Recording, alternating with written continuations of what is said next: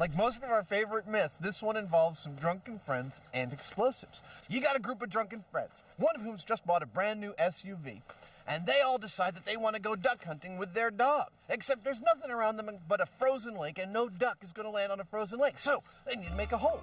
One of them offers up a stick of dynamite with a 20-second fuse to make a big hole, and throws that stick of dynamite as hard as he can. I can see what's coming. The dog, following its natural impulses, chases after that stick of dynamite, catches it, starts ferrying it back to the guy under the brand new SUV. Uh-oh. The dog, the dynamite, and the SUV go boom! The SUV goes down to the bottom of the lake, and the guy who owned it is still making payments.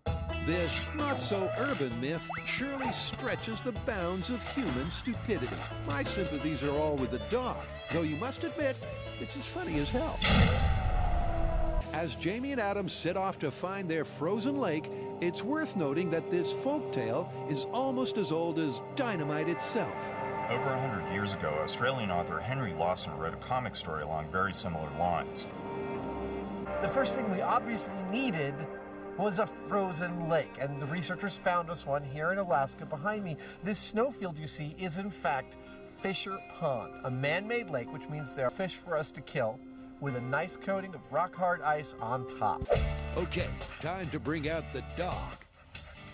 This is Rudy, a young black Labrador. Puffing, drooling, and full of running, he's a born retriever, making him the perfect candidate to try to cover the distance there and back before the 20-second fuse fizzles out.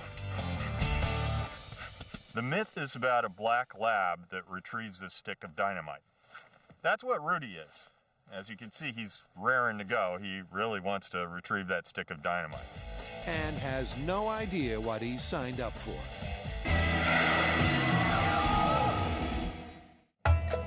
Adam and Jamie are freezing their facial hair on an icebound Alaskan lake. They're testing the myth that a committed canine could cause a hunting party to sink to a new low.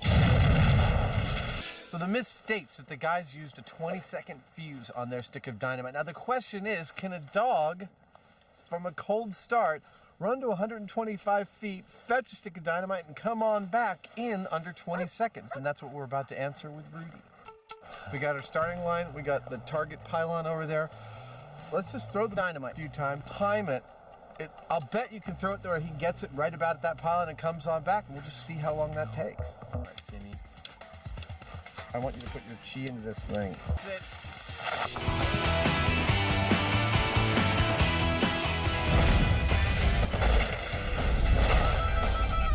The ice ripples out like a liquid earthquake.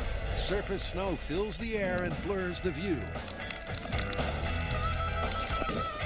By the time it clears, the car has disappeared. I don't see no SUV. No more SUV! It went bye-bye. We've left this pristine pond pretty much the way we found it, busting a puppy in the process.